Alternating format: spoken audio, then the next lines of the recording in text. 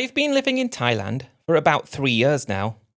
I moved just when things opened up again, and so far I'm very happy with the decision I made to move here. I have come to some realizations that I'm not happy about.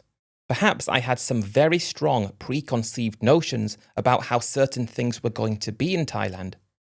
Maybe I misinterpreted what people were saying about Thailand, but I was really looking forward to an easier, more stress-free life, but one where I could still get stuck in and make money. I worked online, picking up freelance work when I can, and I like all the talk going on at the moment about Thailand. Some guys saying Thailand isn't cheap anymore, some saying it is, and I find it quite fascinating. Thailand can be cheap, but it also can be very expensive, just like anywhere. And while it does make for an interesting topic of conversation, that's not what I'm talking about. I'm in my early 30s.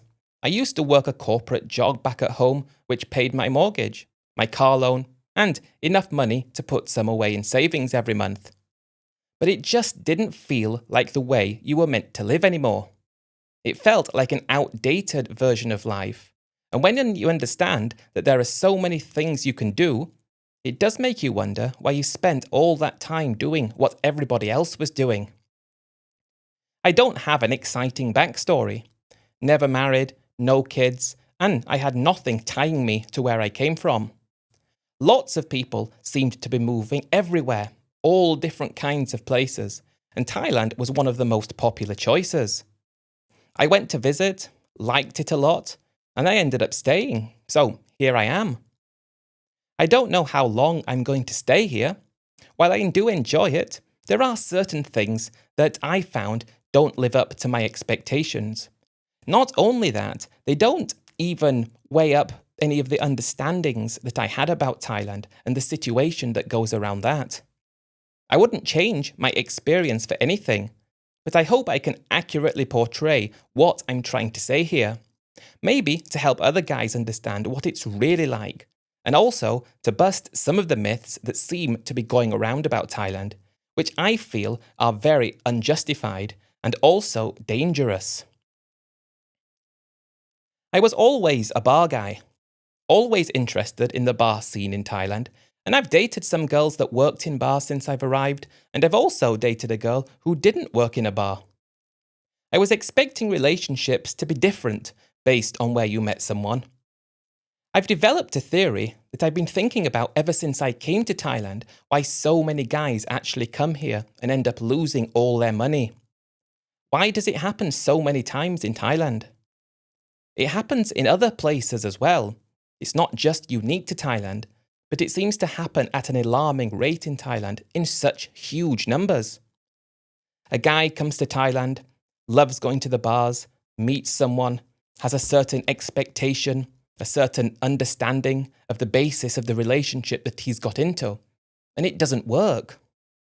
Too many times I've heard this, and the more I've spoken to guys who have been in similar positions to this, the more you start to think that there is a lot of preconceived expectations when guys get into relationships with girls that work in bars and girls that don't.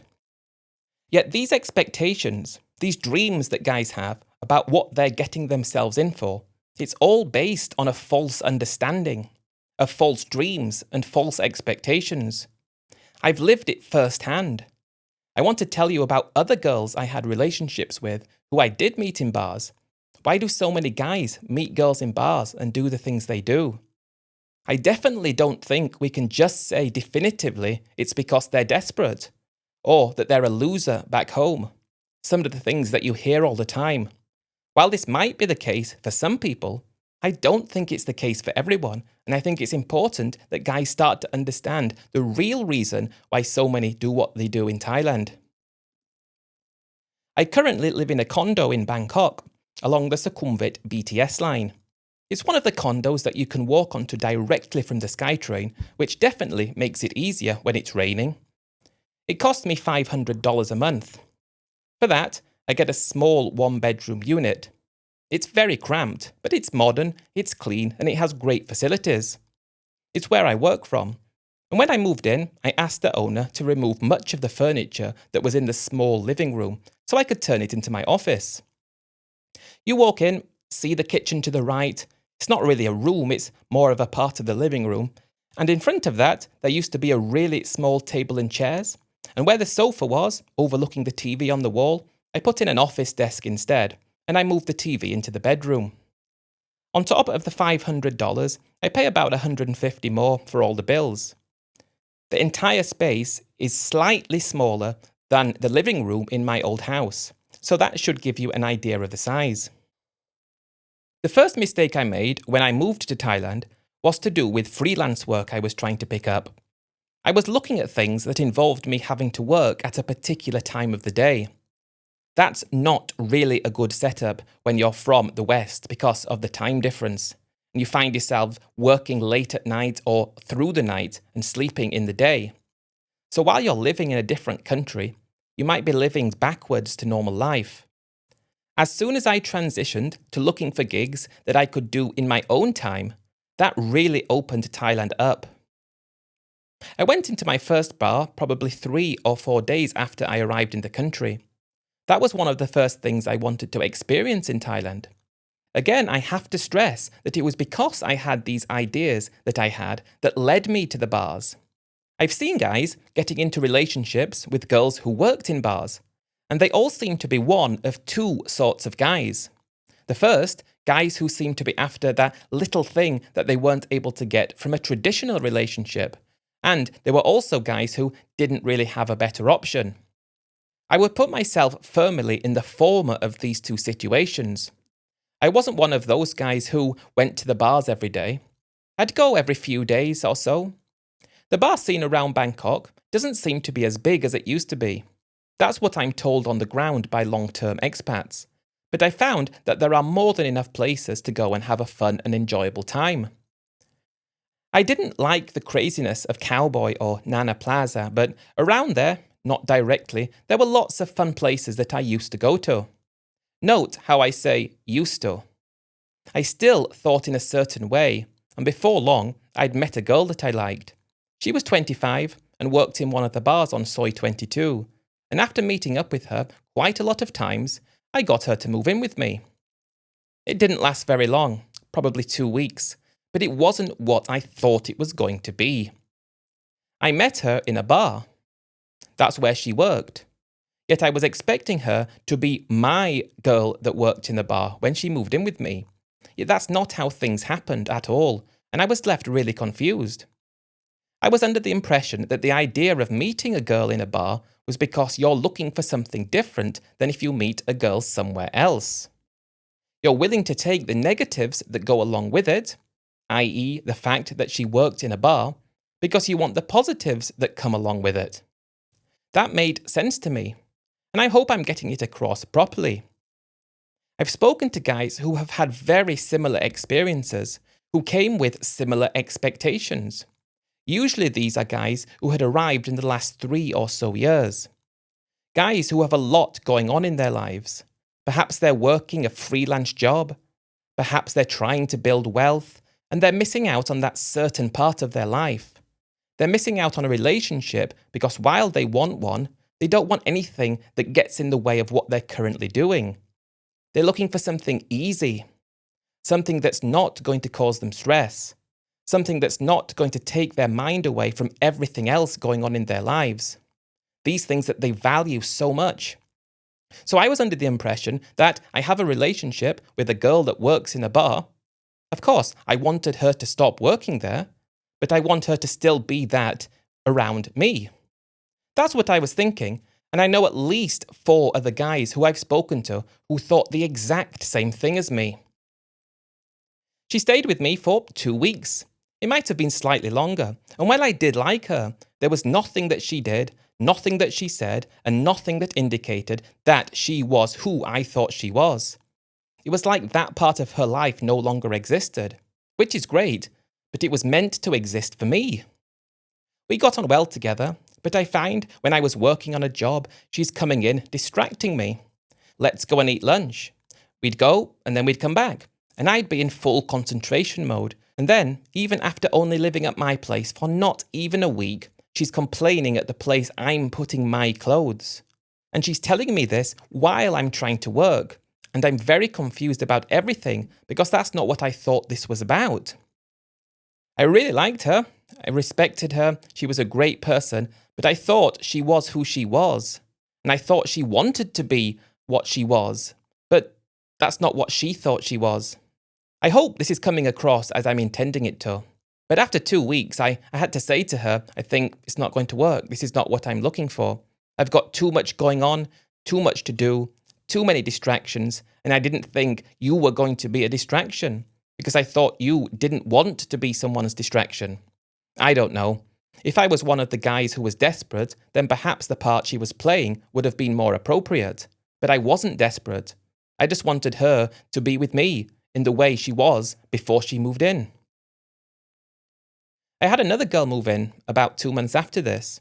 I had reduced my expectations, but I did still harbour these ambitions because that's how I felt other people were trying to explain it to me, what it was like in Thailand.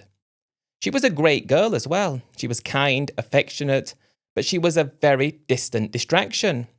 I was looking for someone to go and drink with in the evening after work.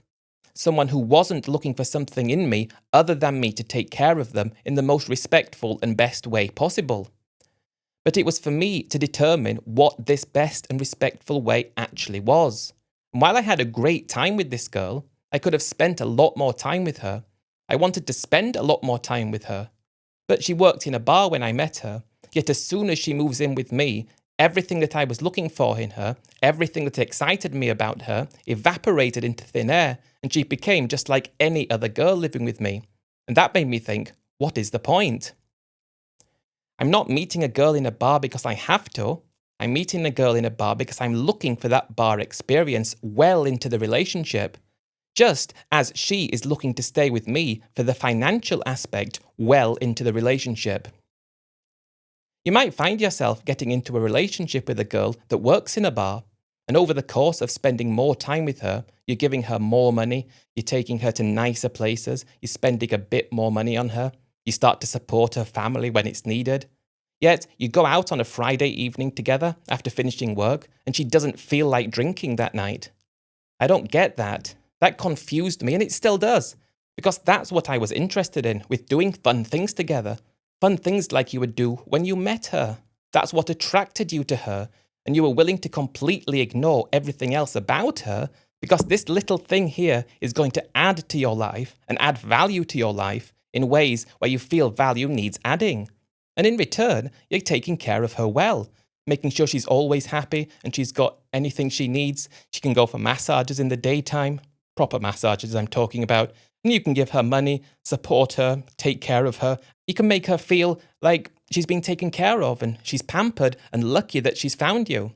But then, all of a sudden, where is this girl gone that you met? It's like she changed as soon as she moved in, as soon as it became serious. She no longer had these exciting attributes that attracted you to her. That relationship lasted a bit longer, but after a month, it just wasn't going in the direction that I wanted it to go down. It was like having the worst of both worlds. I was prepared to have the worst in one sense and the best in another. But after those 2 relationships, I started to think like everything I thought, everything I was told, was nothing more than some kind of deluded picture of Thailand I'd somehow found myself having visions about. I still thought what I wanted was out there. A girl that you meet in a bar. She actually likes getting drunk all the time. She actually likes dancing. She actually likes lying down in bed all day when you're not working and not distracting you. You know, the type of thing that she does when you meet her. Anyway, enough of that, but I did still hold out hope. An awful lot of things would happen until my next relationship with the girl that worked in a bar. And it would be that relationship that would completely open up my mind to what was really going on here. What was this actually about? I still didn't really know, but it was time for me to have a few weeks off of working, and it was time for me to see a bit of Thailand. I was going on a bike trip to a place that looked amazingly beautiful, yet it appeared to be well off the tourist track. Popular with local tourists, but you might see the odd video of other foreigners there, but it wasn't your typical Thailand tourist destination, and that's what attracted me to it. A province called Phetchabun, right in the middle of Thailand. You had Chayapum in Isan on one side and Phitsanulok on the other. This was one of the things about Thailand that really attracted me, the stunning beauty, and I was finally going to see some of this firsthand. I rented a Honda CB500X in Bangkok. I still have my CBR 1000RR back in my country. It's my pride and joy. Yet, I thought about bringing it to Thailand with me, and I was very disappointed when I found out you weren't allowed to do that because of the taxes and the fact it was second-hand already. So it will remain parked where it is. I felt like the CB500, it wasn't that gutsy. It was a good bike. I'd say it was more suited to a beginner rider. But the bike is not important. I'd planned out the route I was going to be taking. My final destination was going to be Phetchabun and spend a night in one of those glamping tents you see high up on the mountains with amazing views of the valleys below. The pictures looked good, and it didn't look like a place that many foreign tourists went, so that was a big highlight for me. I set off out of Bangkok, heading northeast to get to my first stop-off, which was Nakhon Ratchasima. I hadn't done any research about there. I was expecting it to be a small little town in Isan, but it was nothing like that. A really big, bustling city. More of a Thai-style version of Bangkok. That would be a good way to describe it. Nowhere near as big as Bangkok, but when you're walking around the centre, you do realise that there is so much more to Thailand than the tourist cities. This wasn't a tourist city, but the day-to-day life of people, they were just living, people doing normal things. It felt like any of the tourist cities that you'd go to without the tourists. Of course, that means there were less places that might attract tourists, but it felt like I guess Thailand would feel without tourists anywhere. 700 baht for a night in the Imperial Hotel. Hearing about how expensive hotels are becoming in Thailand now, in the main tourist areas, there are still deals to be had. You just go somewhere else. The following day, I went northwest through Chayapum into Phetchabun and to the main Phetchabun town. I was taken aback by how good the roads were in Thailand, but what took me back even more were the amount of accidents that I seemed to have missed by a few minutes. I saw 3 that day. One of them looked really serious. It does make you think, am I doing the right thing by driving this bike on the roads in Thailand? But I was very confident about my abilities and well aware that making sure you keep a close eye on what everyone else was doing around you. If you did that, you should be okay. Expect the unexpected. If someone can pull out in front of you, they will pull out in front of you. And if you know they're going to, I'd say you're halfway there to being safe on the roads in Thailand. But you still need to be extremely careful. You'd be driving along on the road, and there's a gully between the road you're driving on and the road going in the opposite direction. And you'd see an overturned truck, produce from a pickup scattered all over the road, completely destroyed scooters. You name it, you will see it on the roads in Thailand, if you drive them enough. And you need to be prepared for that. The small town of Phetchabun, in the province of the same name, didn't have that much to see, but you didn't go to the province for the town. Because I'd arrived late, I decided to stay there and then go up into Khao Kot the following day. Khao Kot has a higher elevation than most of the surrounding area, and it was very popular with local people who would go and stay in either a glamping-style resort or a bungalow-style resort, and they would have great views of the mountains. They were perched right at the top and you could see below. I was planning on staying in something like that when I set off the following day. As soon as you start on the road that you have to turn on, I think it's the 2196, the scenery becomes next level. It's green, it's lush, and everything you picture it to be. And after avoiding the national park because of dual pricing, I went first to the famous viewpoint. Cars parked alongside it, both sides of the road, people selling all kinds of things, and while it was a nice view, it didn't seem to warrant having so many people there. I continued looking for a place to stay, and I found somewhere that had these blue and white coloured bungalow-style rooms. 1,200 baht for the night. And outside there was a small chair and table and a balcony that overlooked an uninterrupted view of the valley below. You could see for miles. I was going to take it easy that day, order some food. These places usually had restaurants attached to them, and they'd bring it to your room, and when my food was brought to me, it was brought by this girl. Very, very basic English, but she was really intriguing. I kept ordering drinks and she'd come and bring them, and after the third or fourth, she was starting to lighten up a bit. Then you're thinking, well, that's exactly why you meet a girl in a bar, because it's easy. Everyone seems to know what everybody else wants, but as soon as it becomes a relationship, it no longer becomes what everybody wants. But I liked this girl, and what was I meant to do about it? Her English was extremely basic. I was picking up bits of Thai. I knew how to say certain words like go, eat, and me, and with, and I asked her, would she like to go eat dinner with me later? She just shook her head as if to say absolutely not, while smiling at me at the same time. I thought I'd persevere. I was making good time to my final destination, so I booked another night. I had another night after that, and she's lightening up more and more. I think she can see that I'm interested in her, and I'm looking for maybe a long-term thing. I don't know what she's thinking, but on that third day, she did agree to go and eat food with me. That was a disaster. She was so shy, difficult to have a conversation with, but after she had a few drinks, Spy, she seemed to really like the purple-coloured Spy. It was way too sweet for me. But after she had a few of those, she starts lightening up, and her English was a lot better than she had led on before. Still not good, but everything that needed to be said could be said. A lot of hand gestures, and I'm speaking the Thai I know. I did have a great time with her, though we didn't have any big and meaningful conversations. She said she had a brother and a sister, I think, but I didn't know anything else. It was fun though, and in that moment, I decided to stay another night, and she agreed to go on another date, somewhere else. Lots of Thai restaurants around there, no foreign people in sight. We had a good time and a few more drinks. Nothing happened yet, but I got her contact information, gave her mine, and after spending 4 days in that resort, I'd had more than enough of it and set off to Phetchabun, which should have been about an hour or so away.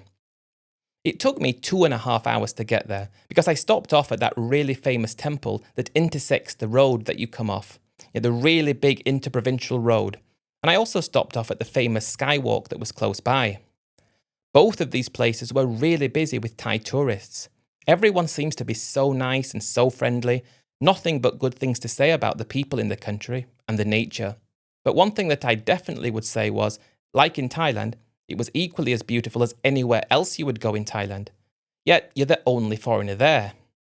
Don't get me wrong, you will see lots of foreigners around, but you might go out all day and see 4 or 5 or 6. Whereas if you're in somewhere like Phang Nga, for example, you might see 5,000 or 10,000. But of course, where I was, there were no beaches. But who needs beaches when you've got these amazing driving roads and scenery like this? The road to get up to the mountain, the Phetchabun, it kept winding back in on itself, and you'd go up and past the cloud level, and then you drive past lots of local villages, which seemed to be situated in the most amazing locations you could dream of. And the higher you go up, you do start seeing these big white tents and small bungalows, camping tents, not really camping, but more of those glamping style. Then you get right to the top, the best view you'll ever see, and I think it does connect to the Leh province, but I'm not 100% sure on that. I found one of these sites, they only had one available tent left, took that, and I had a good time, just relaxing, looking at the view with a few drinks, thinking, is this girl going to send me a message? I actually sent her one, saying it was nice to meet you. That's all I said, and I wanted to see if she would respond. She hadn't responded by the time I went to bed, and in the morning, no message.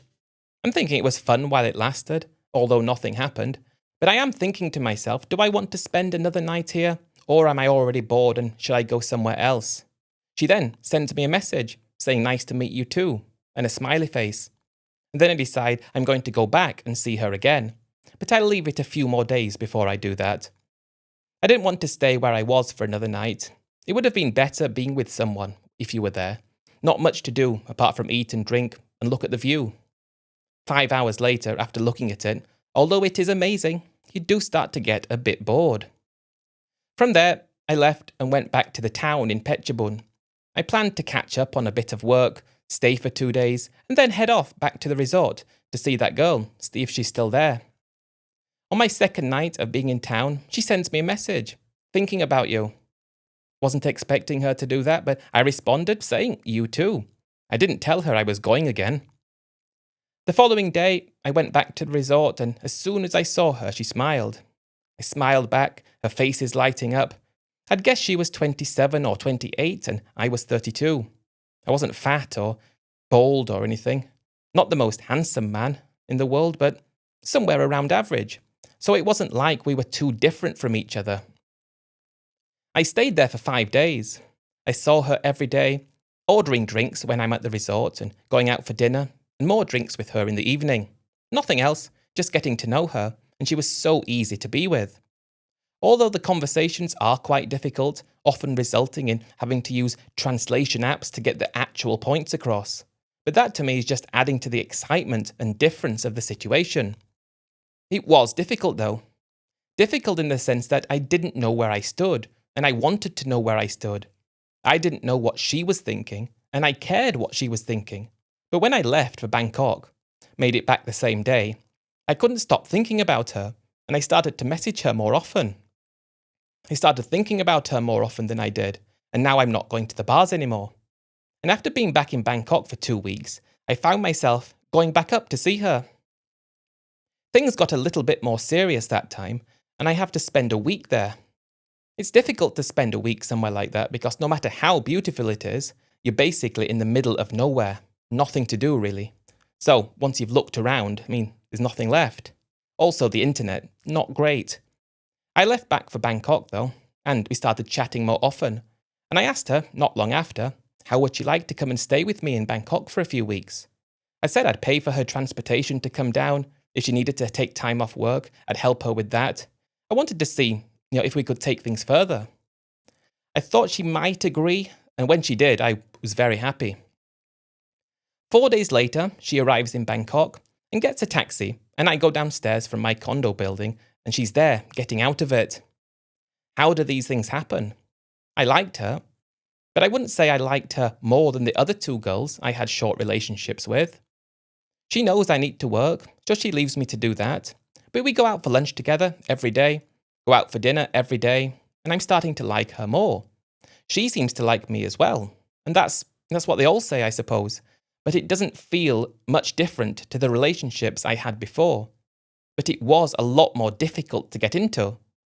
Not that I'm saying that's a bad thing, I'm just trying to paint what I believe to be an accurate picture of dating in Thailand, whether it's a girl that works in a bar or a girl that doesn't.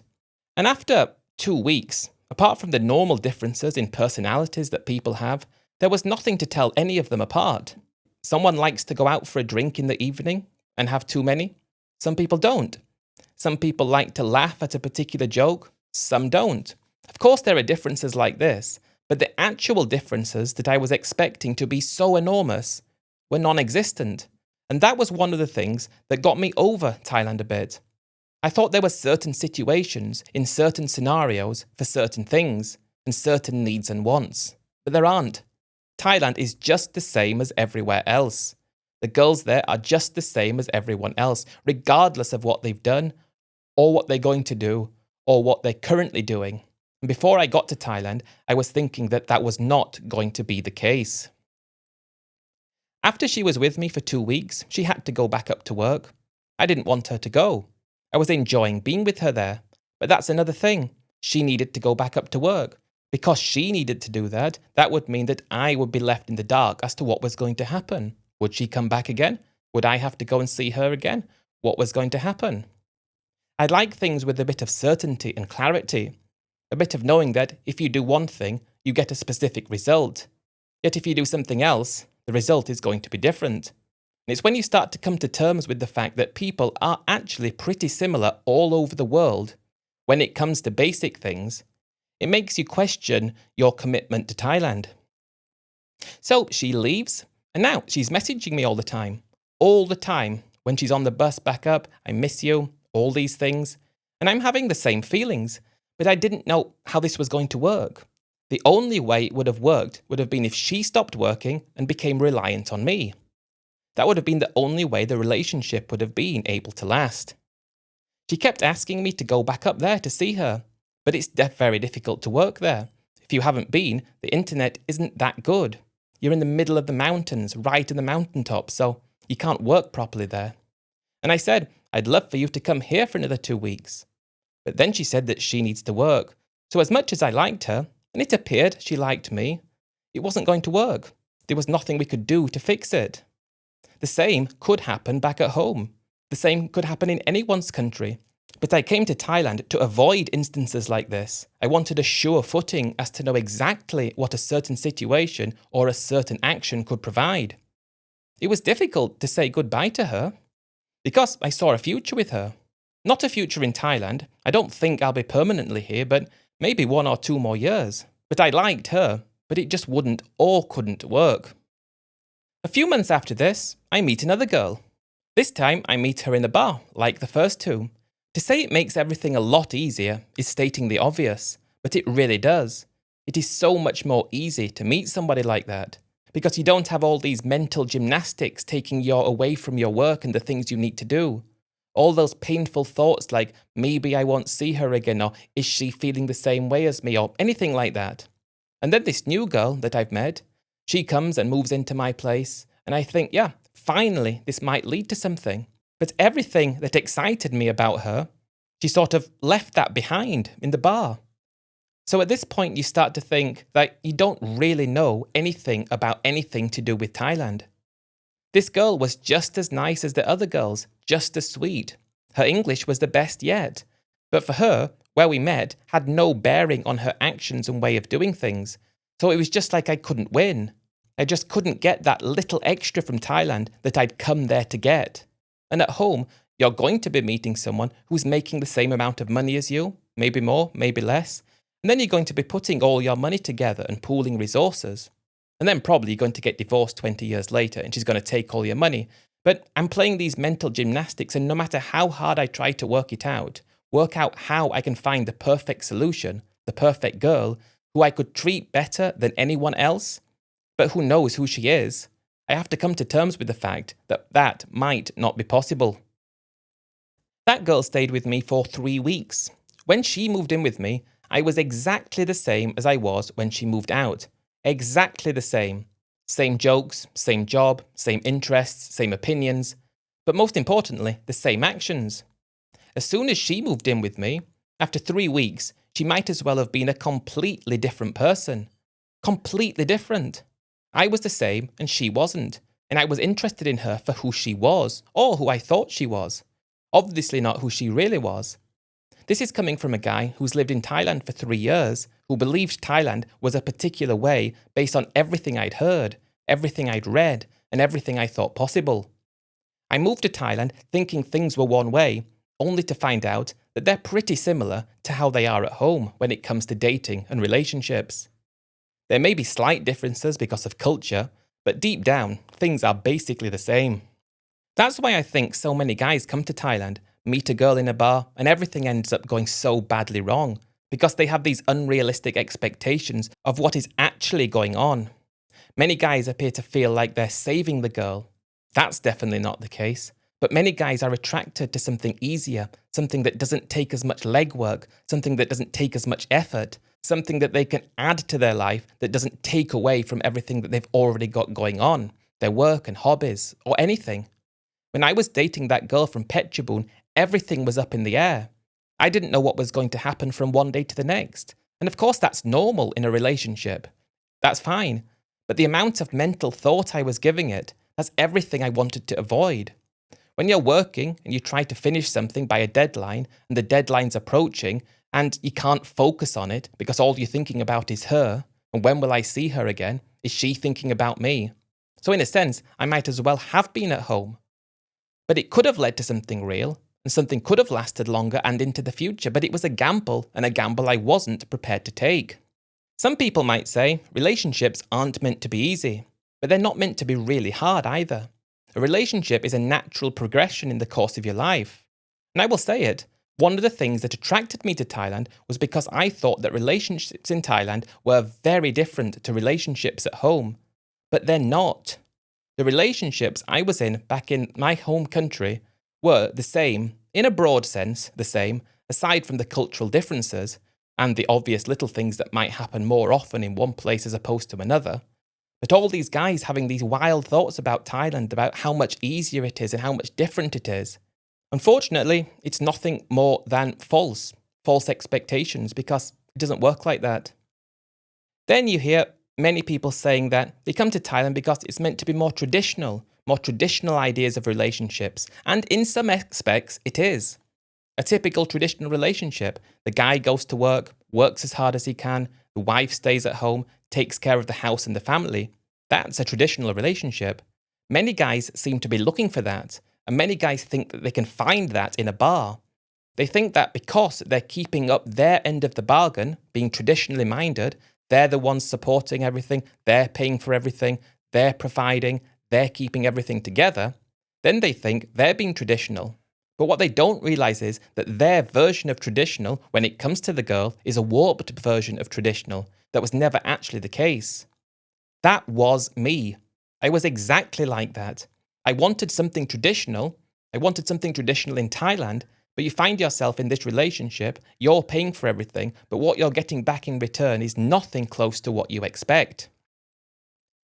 I expected if I met a girl in a bar and I liked her, respected her, and she liked me, and she moved in with me, she would still be a girl that worked in the bar, but who didn't work in a bar. That's what I thought. And if you think about it, why wouldn't that be the case? If I was a high-end chef in a Michelin-starred restaurant with a passion for cooking, and somebody met me there when I was working, I think they could safely assume that they were always going to be eating extremely delicious food. But that's different, I suppose. But it kind of gets my point across. I also expected, if I met a girl not in a bar in Thailand, I expected that it would be like it was at home. And it was, 100%. I didn't get that one wrong. But what I did get wrong was make the ultimate mistake that so many people seem to make. And if you are understanding what I'm trying to say, I think you're going to be in a better position if you go to Thailand. I'll end it by talking about a guy that I met. He's recently left Thailand and gone to Vietnam. He was a few years older than me, but he also was from the same country. He lived in the same building, and occasionally I'd see him at the restaurant very close by when we went for lunch. We started talking. We go out for a few drinks occasionally, start to become friends, and he was just coming out of a relationship with a girl that he met in a bar. I think he was a lot more serious with her. I think he really loved her, but he was in a way over his head. He didn't know what was going on when he was in the relationship. He thought he had everything under control. He thought that how he thought, everybody thought. But his girlfriend couldn't have been more different than how he thought she was.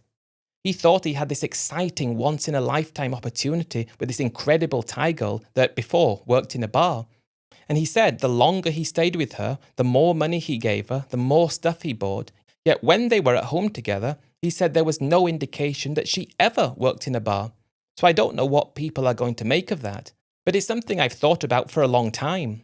As great as Thailand is, and as great as the people are, when it comes to relationships, you're not going to get anything special or different in Thailand. It might feel different in the early stages. It might feel special in the early stages. But when you come to terms with the fact that all the thoughts you had, all the exciting thoughts that you had were nothing more than dreams that you'd pumped so much out of control, and you'd like these dreams to take hold of you and make you feel that Thailand you could have exactly what you wanted. You think Thailand is a great place where you could have the best relationship with the best girl, best wife, everything you've always dreamed of having, only you find out that it doesn't work like that because people are the same everywhere. If you understand this, you're going to have a lot better go of things in Thailand.